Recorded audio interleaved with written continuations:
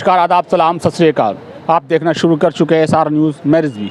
देखिए, मैं मौजूद हूँ पटना के हाई भवन ऑडिटोरियम में और यहाँ पे बैठक चल रही है जन स्वराज की तरफ से। और आपको बताते चलिए, ये बैठक है जन स्वराज बेदारी कारवां। यहाँ से कारवां का शुरुआत हो रहा है, बेदार किया जा रहा है। मतलब बेदारी कारवां का मतलब यही हुआ कि बेदार किया जा रहा है लोगों को, जो सोए उनको जगाया जा रहा है। लगातार जन स्वराज के जो है प्रशांत किशोर जगाने ही में लगे हुए हैं, वो काफ़ी लोगों को जगा चुके हैं। उसी क्रम आज यहाँ पे ऑडिटोरियम में एक बैठक हो रही है, जो कहा जा सकता है जन स्वराज की तरफ से तमाम यहाँ पे जो जिला के है 3800 जिला के तमाम लोगों को जिम्मेदारी दी गई है। तमाम लोगों के जो सौंपा गया है कि कैसे इसको बेदारी कारवां को आगे बढ़ाया जाए, तमाम लोगों को जोड़ा जाए और पटना जो बिहार में विधानसभा चुनाव है 25 की, उसकी तैयारियों को कैसे किया जाए, मुसलमानों की जो हक है उसको कैसे पूरा दिलाया जाए, तमाम तरह की बातें यहाँ पे कही जा रही है। आपको दिखाते हैं क्या कह रहे हैं। धन्यवाद। देखिए, जन स्वराज बेदारी कारवां बहुत अच्छे मौके पे जनाब अब्दुल क़य्यूम मरहूम साहब के वफ़ात के दिन ही इसको इंतख़ाब किया गया है और ये काफ़ी यादगार दिन भी है।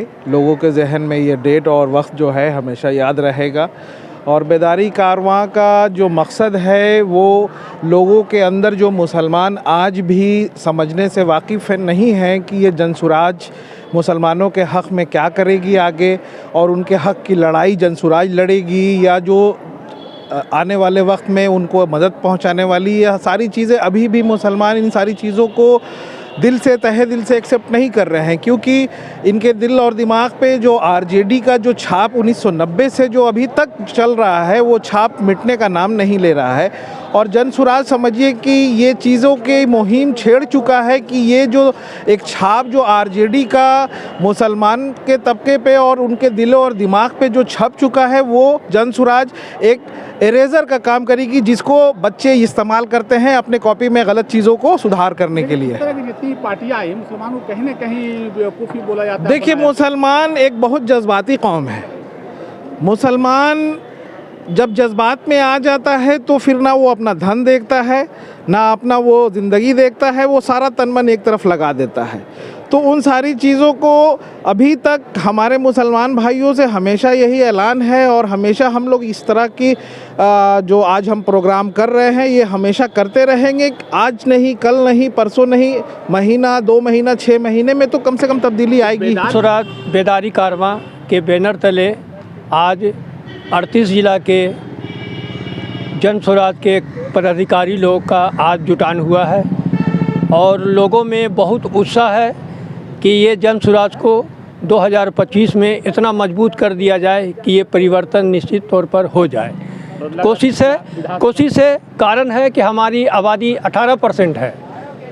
2.5% जिसकी आबादी है उसको हेलीकॉप्टर से और बड़े बड़े लोगों से स्वागत किया जाता है, और हमारा 18% आबादी हो करके भी हमें कुछ इज्जत, कुछ यहाँ के कार्यकर्ताओं लोग को भी इज्जत नहीं मिलता है।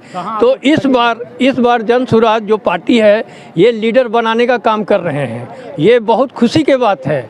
और प्रशांत किशोर जी को हम लोग तहे दिल से शुक्रिया अदा करना चाहते हैं कि हमारे अंदर और हमारे भाइयों के अंदर में जो बिहार के नौजवानों को जगाने का काम किया है, और वो इतनी जाग जाएंगे कि वो परिवर्तन निश्चित है।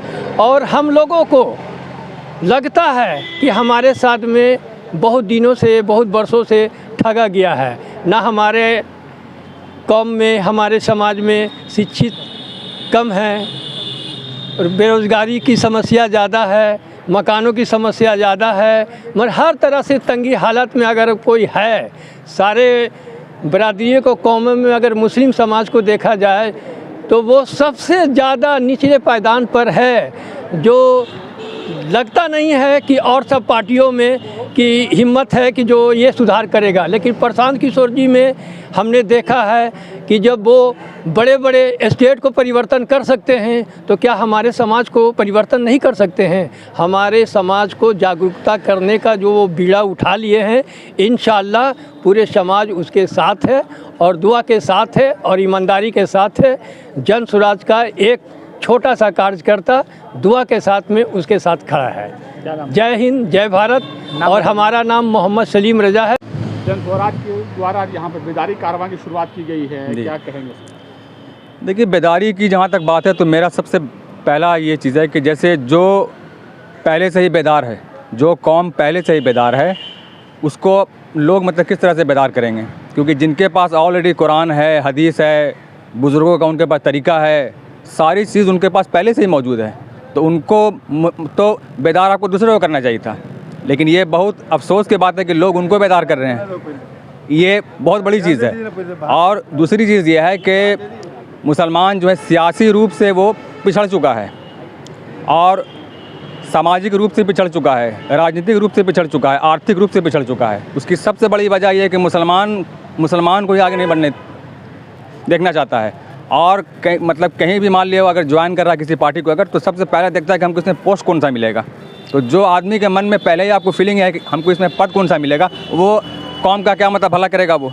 और मेरी जो समझ है, मतलब मेरा जो आपको ओपिनियन है कि जिस मुसलमान के पास कुरान मौजूद है उसको कौन बेदार करेगा जी, वो तो आपको दुनिया को बेदार करेगा वो।